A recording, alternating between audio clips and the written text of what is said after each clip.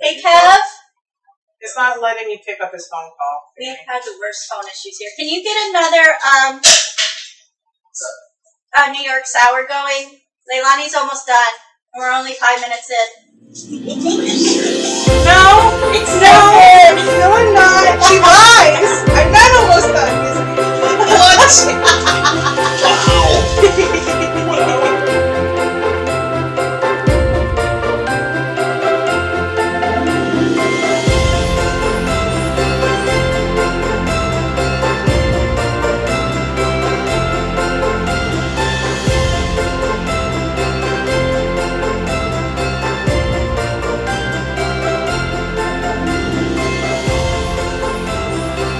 Almost Happy New Year. Oh my goodness. Cheers to you, my friend. Can you believe it? We're at the weekend before the New Year. Kristen, what are we drinking? So this is a New York sour. So for this Books and Booze podcast, isn't it amazing? Oh, we're going to need one of these sidecars, guys. So we are using whiskey board from the High Banks Distillery in Columbus, Ohio, right? This has been, my goodness, we're almost done with the bottle. I know. I was not going to make it so through tonight. Good. It sure won't. While enjoying Atomic Habits by James Clear. So, thank you, James. Yes, absolutely. And I think this should be our third episode. I can't do math right now. Yeah. We may have had a little bit of this. We pregame. Total pregame. We're doing this. So good. So good. But Happy New Year, guys. What a great book to kind of end the year with. I love this, right? From how he started, we discussed in our, first episode for this, just our mindsets and the stories we tell ourselves. Yeah. And when you want to begin to change a habit, almost needing to change your identity, right? Yes. Instead of saying, I'm just someone who's always late. Oh, you can change your identity with that. Yeah. Change your story. Change your story. Yep. Change your story, change your identity, and that's actually the first step to changing your habits. Absolutely. And then we dug into chapter 1, which he kind of breaks down the steps of changing habits, right? 4 steps, and he makes kind of all of his major sections one of those 4 steps. So then the next one was making it obvious. Yes. Yeah. And listing all of your habits, everything you do. It's painful. Right? And then he advised you rank them, right? What's a positive habit? What's a negative habit? What's a neutral habit? Yeah. In the morning in your routine, going to the bathroom, that's a neutral, right? You have to do stuff like that. It's a necessity, but a negative one. Well, trying to think of it. Well, that's where he said, having a bagel for breakfast. If you're trying to, maybe it's your goal to lose weight, a bagel may not be the ideal breakfast food. But if you're trying to bulk up, right, or you have something going on that day that you need your fuel starting early in the morning, then a bagel is a positive habit. I had a bagel this morning. Was it delicious? It was great. Mm-hmm. It was great, but I'm not trying to bulk up intentionally. But it also soaks up liquor. Yeah. So, and then we got into the second chapter where he says to make it attractive, right? And he's just pairing habits that you want to start with things that you already enjoy doing. So if your goal is to work out in the morning, then I will have my cup of coffee after I work out. So the coffee is your reward. It's your reward. Yeah, absolutely. And so now we're digging into making it easy. Yeah. Right? I really like this chapter because he went into just pretty much just saying if you want the habits to start changing, make it easier for yourself to kind of start it. The action of is sometimes the hardest part. So make it as easy as possible to actually get you to do it. Yep, absolutely. So that was a great part of the book. And there's little things, and we'll go into it a little bit later, that I've taken out of the book and implemented in my life based on this chapter alone. Absolutely. And I think James is such a great storyteller. I enjoy how he brings in real life situations from people he's either interviewed or heard about. Yeah. And I really liked his example in the photography class, where he split his class into 2 halves, basically. and one half was told, you get a grade based on how many photos you submit. Yeah. So if you submit like 70 photos, you'll get a C, 80 a B, 90 an A, 100 an A plus, or something like that. Uh-huh. And then the other group, he said, you only have to submit one photo, but it has to be amazing, or you won't pass the class. Like the make or break. It's a make or break, yes. It kind of reminds me of the school system right now. Like the make or break passing test, you know, all that pressure's on you. Mm-hmm. Okay. This is a podcast for another day. Pass. Yes. But what he found is some of the best photos were from the students that had submitted 90 or 100 photos. Yeah. Because they weren't worried about just getting that one photo. They were just taking up space, getting the lighting right, getting they were free to experiment. Yeah. You know, and they did it more. And they did it more. Yes. Yeah, they didn't have the pressure of, oh, it has to be absolutely perfect. Let me make sure the lighting is perfect, the positioning is perfect. I got the perfect object. They weren't worried about any of that. They were just like, let me be free-flowing and take pictures. Right. You know, whereas the other class was so, you know, I got to make sure the lighting and everything is absolutely perfect that they actually were their own worst enemy. Yep.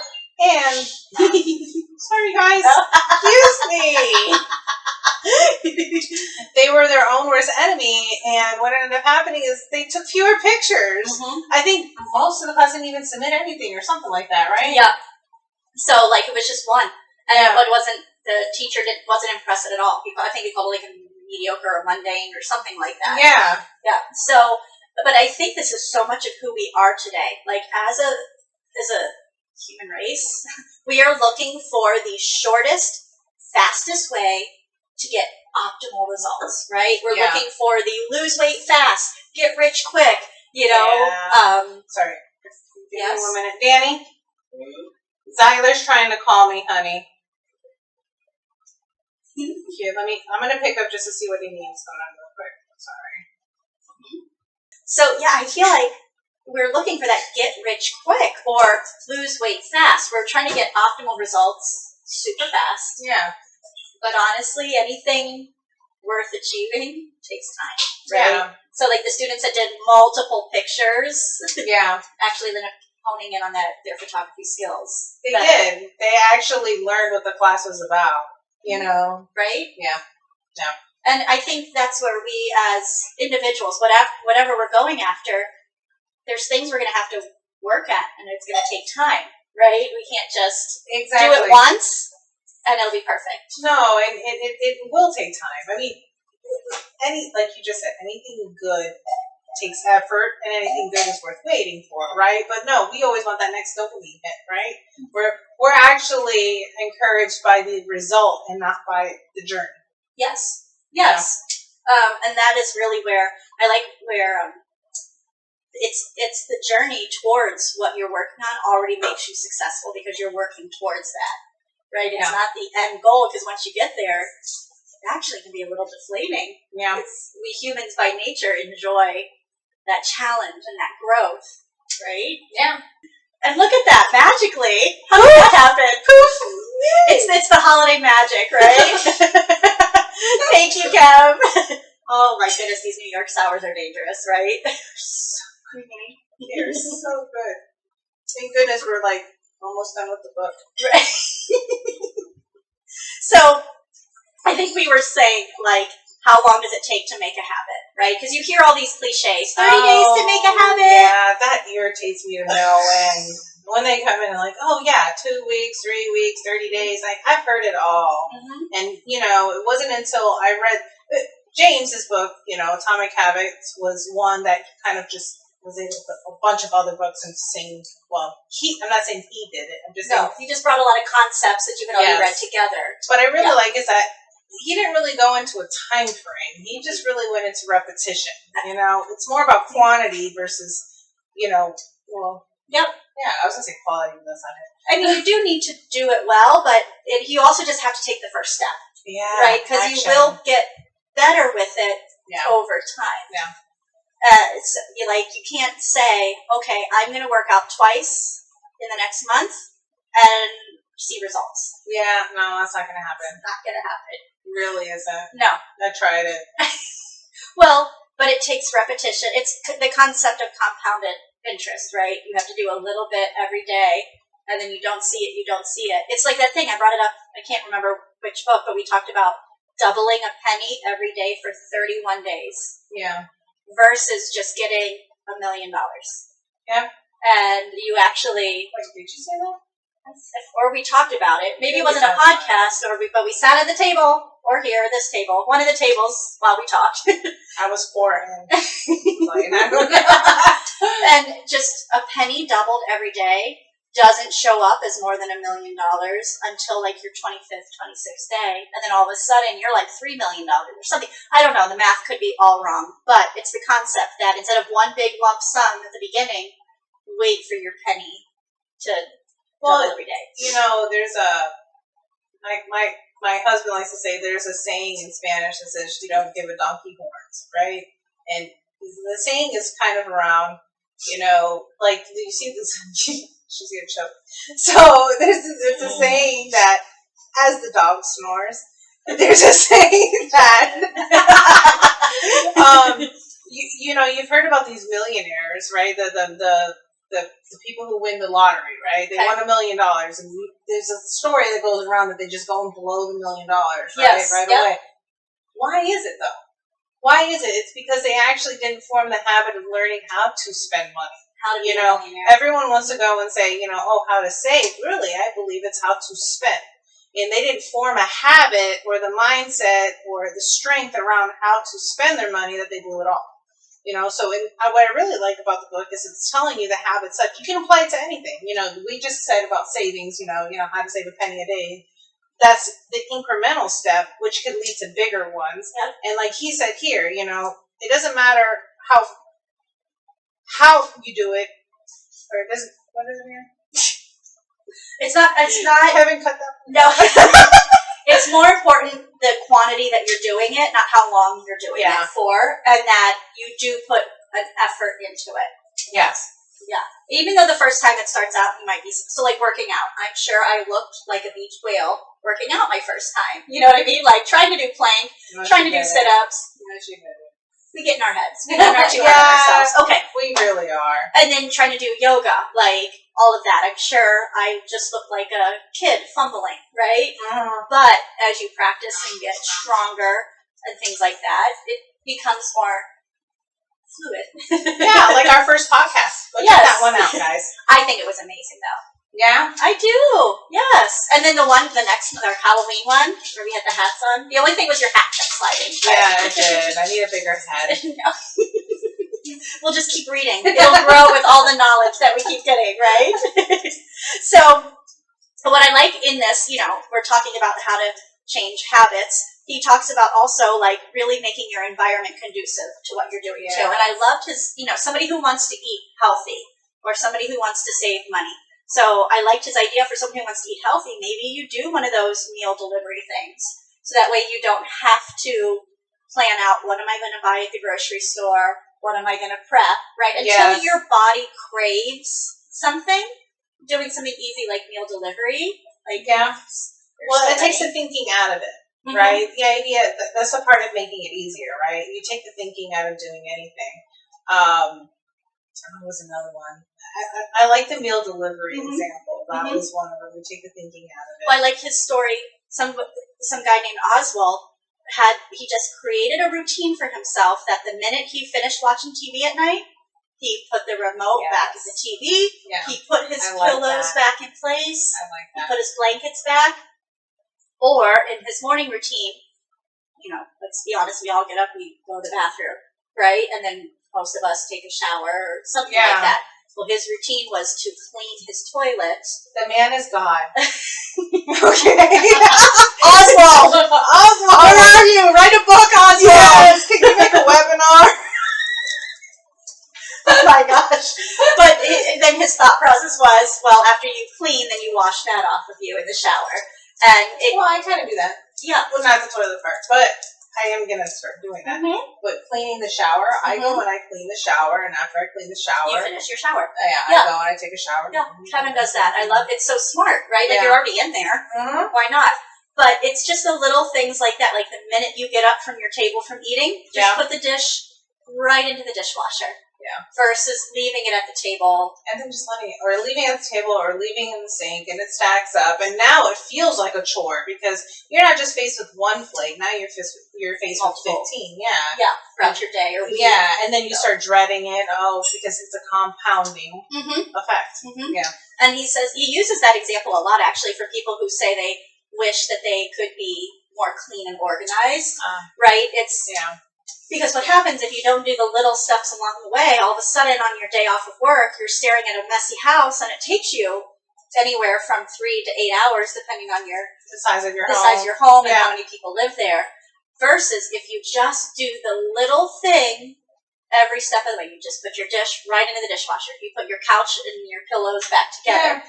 You pick up your laundry off your floor after your shower and put it right in the laundry room. Yeah, little things like that. Pick up after yourself, and it pretty much is that. You know, whatever made the Boy Scouts go and they say, no trace left behind. You know, so once you're in a spot and you've used it, well, pick up after yourself.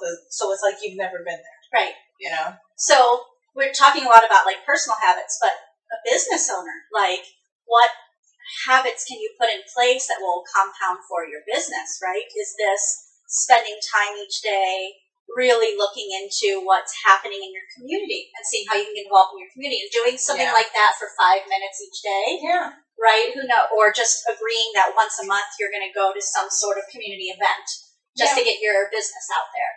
There's different things like that you can do, just small little habits. Or reading 5 pages a day of a book. Right? And that's honestly how my journey began. It was committing to those short 30-second exercises, and I said that I would read 3 pages a day. Yeah. And it didn't mean that I only had the time for 3 pages a day, but I committed to it. Yeah. And what typically happened is that turned into 3 chapters a day. Yeah. Because I didn't want to put it down.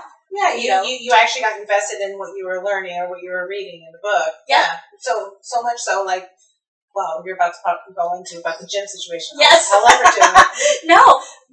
But whenever we try to start something, you have to make the initial goal, James says it, just really simple. And that's where it says, like, if your goal is to get to the gym, then your first step should be, the minute you get home from work, change into your workout clothes. Yep. Or, if that's easy for you, and that's something you would typically do anyways, then your first step is getting in the car and driving to the gym. Yeah. Or calling a cab. Because the hardest part, if you really think about it, once you've already... So let's just imagine, you're coming home from work, you're tired, right? You're tired because you're mentally tired. You just had 8 hours of just brutal thinking of how to solve issues, because that's what work is, right? Then you get home. Typically, the first thing you want to do is sit down or change out of your clothes into something comfortable and get yourself something to eat. But if you go and you take the initiative to change out of your clothes into workout clothes, I think you're kind of committed. And you're super committed when you walk out the door, get in your car, and drive to the parking lot of the gym. Because how silly would it be to turn around? You're right from there. Totally. To turn around from there, So you might as well just go ahead and do it. Yep. And that's what he was saying. Just make it easy for yourself. Just have those clothes already there waiting for you. Yep. Yep. Because it'll be that much easier for you to take the action of doing it. Just a little step. And he even says something called the 2-minute rule, which I agree. I love that. I love that. Yeah. Right? Just give yourself the initial step and make sure it will take less than 2 minutes. Yeah. Because if you're telling yourself all day, okay, after work I got to go to the gym. After work I got to go to the gym. You're telling yourself a story in your head and you're building up a dread in your head. Yeah, you're telling yourself, you're almost trying, what the I am affirmations, but the opposite direction. Mm-hmm. You're trying to build yourself into doing something. Actually, one thing that I do, and I'm not saying it works all the time, okay? But after reading this book, one of the things I did was I made sure that I have my sneakers. Now, my sneakers in the closet have a home. They really do. It's, 2 spots for each sneaker and a pair of socks, right? But however, I've taken them out of my closet and I've put them by my bedside underneath the side chair that's next to my bed. And I leave it there. And on top of the chair, I have my husband calls it the closet chair because Stuff just built up on it. exactly. But All have that. I have my sports bra, my shirt, and my my leggings or the pants I'm going to be working out in, lying there because once I get up and after I use the facilities, I come out and what I change into is not the outfit I'm going to work in. What I change into is that. And guys, I'm not saying my workout's like, I'm just saying my workout might be as simple, but it's a mantra in my head. It's like kind of tricking my brain saying, okay, well, you're going to go do your stretches and you're going to go walk around the block a couple times and you're going to do some form of activity. So I'm psyching myself out to say, hey, do something. You're going to do something. But you're going to get dressed for it first. Exactly. And it does help. It really made a big difference once I started doing that. I think that's also why a lot of schools are moving towards dress codes that are like the polo or the dress shirt. And even so, when we lived up north in Ohio, near where Sarah and Sean are, hi guys, I just always I made the boys wear like polos or dress shirts to school. Is that why? Mm-hmm. They always had to, and then when we moved here to Florida, certain school districts required like a polo. Yeah, I just had to tell you guys something. I'm going to interrupt her because her boys are like the best dressed boys I've ever seen. Like for their age, and how old are they right now? 17, 18, 16, 18? 16, 17. 16 and 17. For a few more weeks. I knew I was close. But they really are the best dressed boys, And that's them now. I mean, I dressed them when they were younger, but it carried forward and just saying that how it's a compliment. Thank you very much. But I wanted them to have in the mindset that when they go to school, they're going to work. Yeah. Right? And I've even seen, I love it, sometimes Kevin, he works from home quite a bit, and sometimes I see him fly down the stairs in the morning, and he actually has like a dress shirt, a vest, and a tie on. I'm like, oh, you look so handsome. Where are you going? Who are you meeting today? He goes, I'm just working in the office. Nice. But it's a mindset, right? We put on something that we help identify with how we want to behave that day. Yeah. Right? It is. So, and on that, he talks about, so not only just doing the 2-minute rule and little steps, but he also talks about removing the distractions.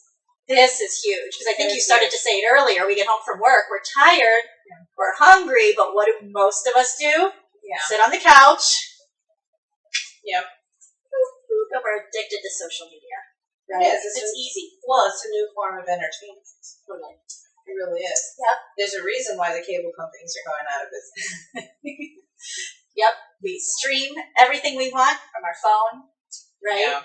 Or connected to our TV now, smart TVs. I'm sure I'm not using the right lingo. People are probably dying. I know I'm talking, but it's fine. I'm not dying. So I really loved the story about Victor Hugo, the writer. Remember? Yeah, I do. I remember. James goes into the part where, okay, either make it like the 2-minute rule, keep it simple, keep it really easy, or remove the distractions, right? So Victor Hugo, apparently, I didn't know this, but I think I like him even more now, was a socialite. Like, he loved to entertain, he loved to go to parties. Yeah. But he had a book due. Yeah, he had a job to do. But he loved to entertain, he loved to go out, he liked to party. Hey, Victor, I'm all about what's that, up? right? So, but he understood what his kryptonite was, right? Oh, that's good. And then what he ended up doing was asking his assistant. He said, hey, he's like, I need to get a book done. I need to go and actually do a job so I can earn money to pay you. Mm-hmm. And so what he ended up doing was saying, hey, assistant, man, I need to pay you. So I need you to go to my closet and take out all my fantastic, fantabulous clothes and lock it away from me. So that way I can do my job. And so Jean-Paul Gaultier. And so she went and locked everything away, and he went and wrote a book. Yeah, he got the job done. And he went and got the job done so he can go back to doing what he was, which was his reward is partying. Hey! Cheers! Cheers, my friend. Cheers. Don't take my clothes away. I really love my clothes. I'll still get the job done, I promise. So, yes, we're talking about removing that distraction, right? Yeah. And I actually really like the next example because having worked corporate retail for so long, I remember actually an asset protection training that I went through. And they kind of outlined the suggestion that when you work in an... Wait. Asset protection as in don't rob my ass? Yeah, like theft protection. Like a lot of big corporates will have a part of their home office team that just helps with asset protection. So they will watch things like internal theft, external theft trends, and then the accidental, paperwork errors, things like that could register as loss even though it's not really loss. So, dude, okay, so heads up, guys. Do not go in the store and think you can, dine and dash or just scan and dash, okay? And don't do infringement because they have external. No, a lot of corporates, it's actually like the CIA. It's so cool. They have a, room in their corporate offices with, anywhere from 15 to 20 big TV screens. And when a store or a business, if one of their locations calls in, oh my gosh, there's a shooting in my mall. They will put all available cameras that are available through the city and the mall and within the store. They'll get on the phone with the police department and things like that, and they can instantly watch the city for that particular store. But on the flip side, if they have a shoplifter in there, they have cameras, and then they can partner with the mall and the I remember this glorious day where somebody that had shoplifted at a store that I worked at was finally had enough recorded accounts to prosecute her. Oh, she was caught out in the parking lot, silver handcuffs, and whisked away. Yeah, so they have asset protection or theft awareness and all of that, and they have a whole team devoted to watching things like this. But you go back hundreds of years, and before even simple things like the cash register, right? But what I learned in my training, before I get to the cash register part, is that in any given business, if you have a larger staff, I don't think this is happening in your staff, right? No. How many people do you have on hand? 10 people total? No, actually 7. 7, okay. Yeah. But in a larger, they talk about the laws of averages. Yeah. And out of 5 people you hire, 1 person would never, ever, ever, ever steal from you. Okay. 3 people might if the opportunity presented itself. Okay. And 1 comes in with the intention to benefit themselves. So they will look for loopholes, they'll look for little things that they can do, and whether they pocket money or cook the books or something. Yeah. Okay. So this gentleman, John Henry Patterson, had a business and was just never profitable. No matter how much he was selling, was never profitable. So he had the law of averages. He had the law of averages, right? 3 of those people, maybe 4 of them were, the cash drawers. It was just literally receipts laying around, cash in a bucket, and there was no accountability, right? They didn't open or close the register by counting the till and all of these things. But somebody named James Riddy, who lived in the same town, had actually created a locked cash drawer, that there had to be an actual transaction between a customer and employee that the cash drawer would then open so that the receipt and the cash could go into it, and then it would close and then lock. Yeah. So he found a way of preventing that law the law of averages. Yeah. So, talking about just taking away the temptation, taking away the thing that prevents you from making any part of your life or your business lucrative or beneficial. Yeah. Right? Yeah. I just thought it was so interesting. It is interesting. It is interesting. And I actually want her to dive more into theft prevention. Okay. Sorry. Maybe another module at our Saige consultancy. That would be fantastic. Yeah. Theft awareness. Oh, really? Theft awareness. I was going to say theft prevention, but loss prevention. Actually, most companies you go in, they call it loss prevention. Yep. Yep. But it really comes into about helping people not steal from your stores. Yep. I love hearing about that. I haven't, guys. You're seeing me. It's the first time I'm hearing. I was being behind the scenes. I'm guys, don't rob the stores, man. You're on camera. Don't do it. You would be so. It's amazing technology today. Yeah. You know, and the what I love is most companies, every company should value their employees' safety first. Yeah. So the instruction is don't chase them, don't provoke them. Yeah. Right? But now there's this whole network of cameras between the store to the mall to the parking lot. And I mean, you're stupid enough to pull stuff like that. You're just building a case, and it's a matter of time. Like, it's awesome. But I don't want to turn this into an AP loss prevention. I'm okay with that, but no, but changing habits. Yes. Changing habits. But what a great chapter, right? And I think a beautiful chapter to segue us into the new year. Because we head off to the hotel for our our New Year's celebration. We skipped to Halloween, guys. It's always on my mind. Yeah, it's my favorite holiday. No, we're going New Year's Eve. Last New Year's Eve, we actually celebrated in the hotel. It was fantastic. So much fun. We had so much fun. Oh, it was We great. had so much fun. I know. What a repeat. And it was a build your own charcuterie. Mm-hmm. That's buffet. Almost felt like it. We just had like this spread out. Spread in the room. Yeah. Plus, like 6 different liquors. Yeah.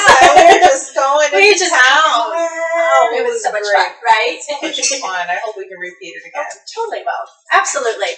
So, atomic habits. Wow. Because I think a lot of us think at this new year, it's time to change habits, right? It is, and the part about it is when you come in and you say, you know what, I really want to change this habit, or I really want to do this, or I want it. And it feels like someday, somewhere, someplace, it's like in the ether of when it's actually going to happen. But what I really like about the book is like, it's not in the ether, guys. Yeah, 2 minutes. One little step. Make it easy. Right? Just start. Action. And this is me. So I'm going to tell you, just do. Like Nike, do it. Just do it. Yeah. Well, and every big end goal has a starting. So if your ultimate goal is to run a marathon, right? Yeah. If that's your ultimate goal, then your little 2-minute rule, simple one, should be put on your running shoes. Yeah. That's what you need to do every day. Just whether you put on your running shoes and then walk to the mailbox to get your mail or not, fine, no problem, but your goal should be put on your running shoes. Yeah, you want to build. Yeah, you want to go to the gym? Get on your workout clothes. Mm-hmm. Go and get into your car. Drive to the gym. If you don't have a gym already in your home. Mm-hmm. And if that's all you do, you're good. Now, take it a step forward. Walk through the doors. Yep. And if all you do is walk through the doors, walk out, get in your car, go back to your house, you're 50% of the way there. Yep. And I loved his okay, if your ultimate goal is to eat healthier, then your very first step is to agree to cut out maybe potato chips, right? Like, start super small. I'm not going to do that. I will still allow myself a cookie, but I'm not going to do cookies and potato chips. And then you move forward, and then you cut out processed foods, and then you cut out, right? And actually, I forgot to mention. So one of the things that, in our household, and it's something we've just implemented within maybe the last, 4 weeks or so, is that we go ahead and we have a meal plan. Now, not the meal plan of, the keto meal plan or whatever. It's really just a meal plan of what we would like to eat as a family. And then it's easier to have that meal plan because guess what? My groceries are based around that meal plan. I am only buying exactly what you need for that. So 2 things happen. Not overspending. Well, three things happen. You're not overspending. You're getting family dinners in, and you're actually helping your diet because you're not eating out where all the processed foods are and all that. You're actually eating a home cooked meal. So we started that, and then the 4th thing is when you go grocery shopping, don't do it on an empty stomach, right? So make sure you ate already before you go to the grocery store, right? Or, you know what, 5th thing, Instacart. Man, that's a lifesaver. Yeah, like they said, food delivery. Yeah, food delivery. It really does. It really does save, we're in 2023, so right now we've been able to get, for a family of 4, our grocery bill, we got it down to around $500 a month. Inflation and all that. That's huge. It is really good. Yay! Yes. But it has to go down to just planning everything to make sure that what we're buying is exactly what we need and plan for. Yep. Yeah, but that was a habit. That was a habit. I didn't just start from it anyway. Yep. We just had to take action to say what we wanted and the steps to get there and saying, okay, we're going to take the action on those steps. I love that. So here we go. We're on like the cusp of a new year. Yeah. Almost everybody has their New Year's resolution. As cliche as it is, we do it. We do it naturally. By the way, the perfect time to start your resolution is not in January, it's March, but we'll leave that for another podcast. But most people are on that bandwagon, Yeah. right? Like, okay, I'm going to change this. I'm going to do this. Well, atomic habits, right? Yes. Start small, start simple, remove the distraction, Yeah. make it attractive, make it easy, make it obvious. Yeah. We're learning all I the love tools. it. Yes. I love it. And it was a great way to close. Wait, should we close out this one yet? Next week will be our last one, but it'll take us into the new year. Yeah. Sorry, guys. I thought we were closing out this book already. Yes, we have the final step 4. And then he has like this extra, like a little, Norans, we say lanyap, a little something extra, right? But a little something extra for it. Which is great. You know, I was actually going into the best time to actually prepare for your goal setting is in March, which is the start of spring, which is when you would sow your seeds. So, Atomic Habits is an awakening. It's meant to wake you up, guys, to know that you can actually do something different. Yep. You know, and here are the steps to do so. The next book we're going into after this one is going to go into how to change your mindset to think you can do this. Right? Yeah. I'm so excited. And that's the great thing is these 2 books together are going to prepare you to implement.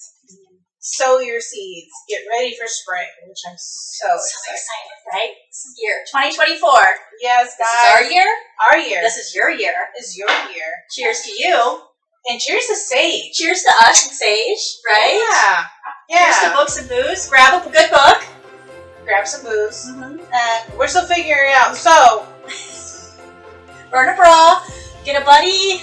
so there was I'm not sure if YouTube's going to accept this one, but the other one was rub your balls. I'm not sure. We have to include guys in this, right? Yeah. Challenge. Rub your balls. Well, Happy New Year, Year, friends. guys. Okay, thank you for being part of this with us. We'll see you next year. Cheers. Really rub your balls. I said that earlier. Why are you guys surprised?